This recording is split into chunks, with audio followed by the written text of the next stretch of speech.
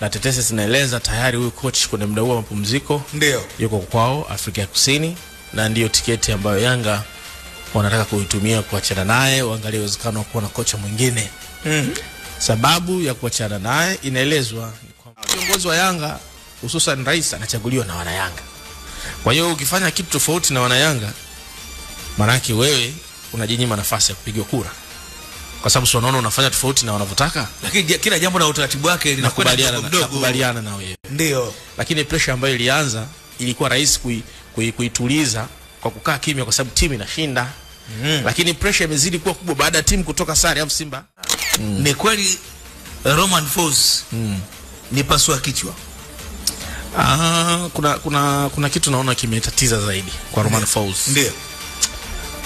Kwanza kuna upande mmoja waliomwajiri, upande wa pili ni Romain Folz mwenyewe, upande wa tatu ni mashabiki na wanachama wa Yanga. Umeelewa?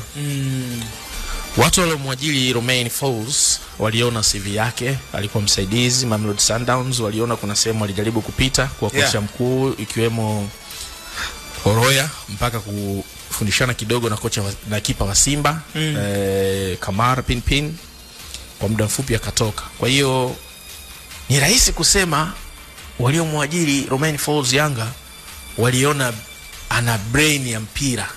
Waliona ana brain ya mpira, namna anavyozungumza mpira, kuna namna anakuaminisha huyu kocha atakuja kuwa na kitu kizuri. Hiki ni cha kwanza. Lakini cha pili ni ule ukweli kwamba ana miaka 35, anahitaji kuprove kitu, kwa hiyo ana hamu ya kufanikiwa. Ile njaa itafanya Yanga ishike kasi kama ambavyo Yanga ilikuwa. Na hii waliona ina nguvu kwa sababu Yanga walishafika hatua ya juu. Kishafika level ya juu ya kufanikiwa, unahitaji sauti ambayo inahamasisha sana. Kwa njia mpya ili wewe uweze kuona haya mafanikio ni mapya.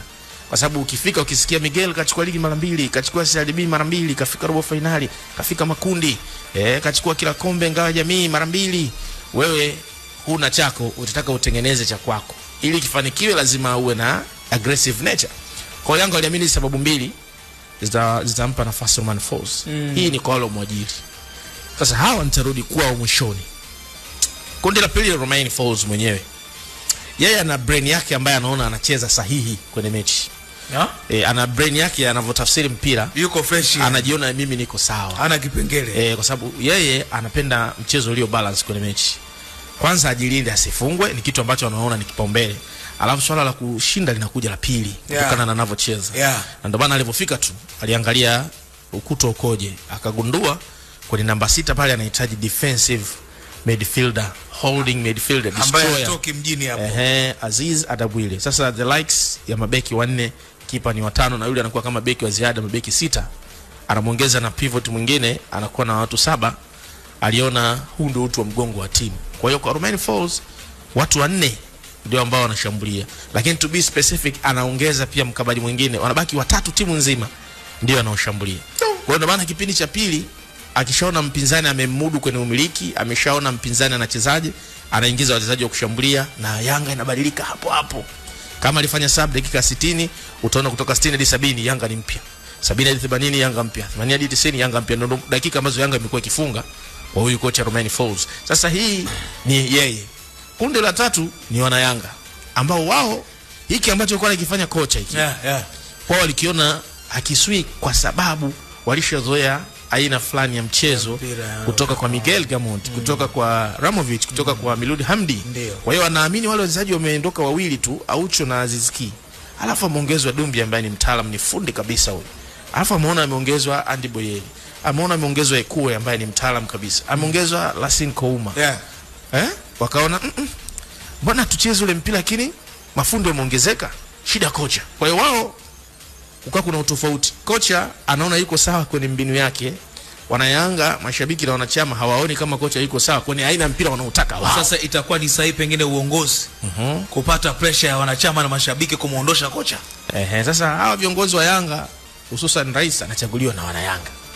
Kwa hiyo ukifanya kitu tofauti na wana Yanga, maana yake wewe unajinyima nafasi ya kupiga kura. Kwa sababu sio unaona unafanya tofauti na wanavyotaka. Lakini kila jambo na utaratibu wake linakwenda nakubaliana na wewe. Ndio. Lakini pressure ambayo ilianza ilikuwa rahisi kuituliza kwa kukaa kimya kwa sababu timu inashinda. Lakini pressure imezidi kuwa kubwa baada ya timu kutoka sare, afu Simba alimfunga Namungo. Sijui kama unaelewa. Kwa hiyo viongozi wamerudi, mbona kama mashabiki wanaoja kama Yanga alicheza pale msimu uliopita alimfunga mtu 4 sijui 5. Leo tumekuja tumetoka bila afu save ya mwisho ya Diarra. Inawezekana kuna vitu kwa kocha viko sawa. Hizo taarifa kwa sasa ambazo naweza kusema ni tetesi, si ndio hivyo? Ndio. Na tetesi zinaeleza tayari huyu coach kwenye muda wa mapumziko ndio yuko kwao Afrika ya Kusini, na ndio tiketi ambayo Yanga wanataka kuitumia kuachana naye, waangalie uwezekano wa kuwa na kocha mwingine.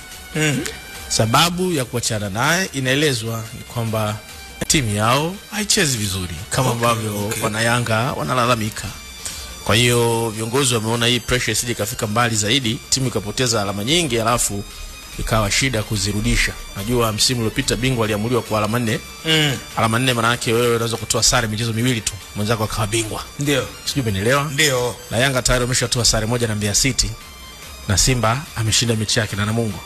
Kwa hiyo maana yake ukiendelea kudondosha alama wewe unajipa pressure, lakini unampa morali mwenzako ambaye hajadondosha aendelee kupambana. Sasa yawezekana Yanga wanataka mahesabu yawe mapema. Sasa hilo linajadiliwa kwa ukubwa, ni tetesi ambazo zimeenea. Sasa kurudi kwenye swala la Said Ramovic. Ndio. Unajua wakati anaondoka Tanzania hapa vifuatavyo vilitokea. Alipata offer kutoka klabu ya CR Belouizdad. Klabu ya kule Algeria ambayo ilikuwa mabingwa mara 4 kabla ya MC Alger kusitisha utawala. Nakumbuka ilikuwa saa 7 mchana pata offer hiyo. Na yeye alielezwa mshahara ambao alikuwa anapewa Yanga ulikuwa umewekwa mara 3.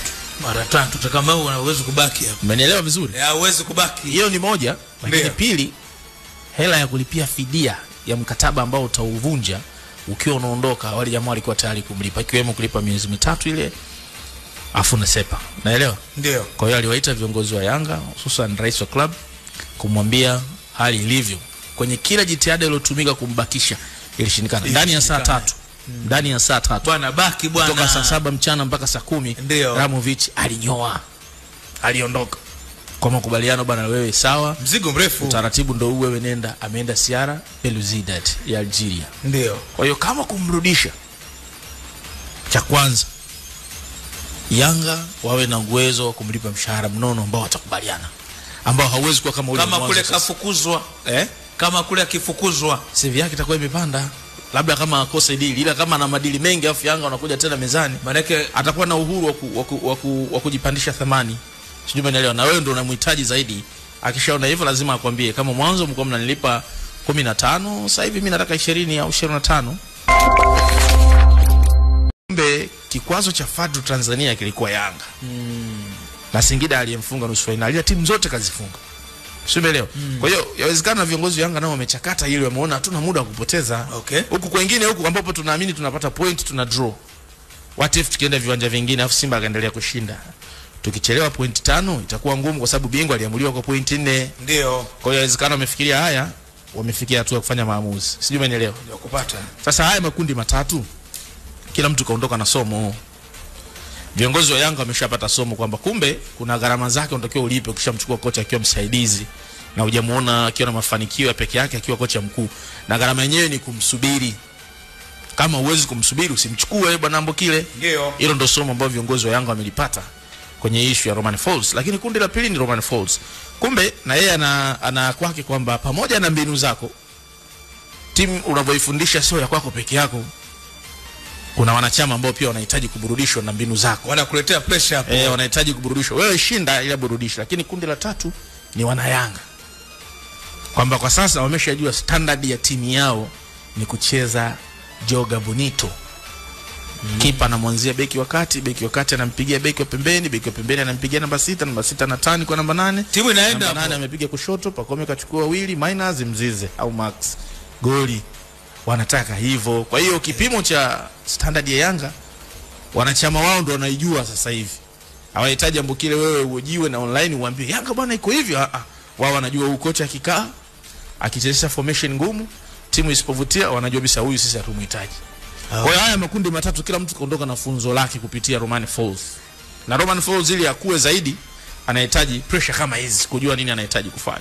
Kwa hiyo taarifa kamili kuhusu kumuondoa au kama gia itachange hewani tunawasubiri Yanga wenyewe waseme.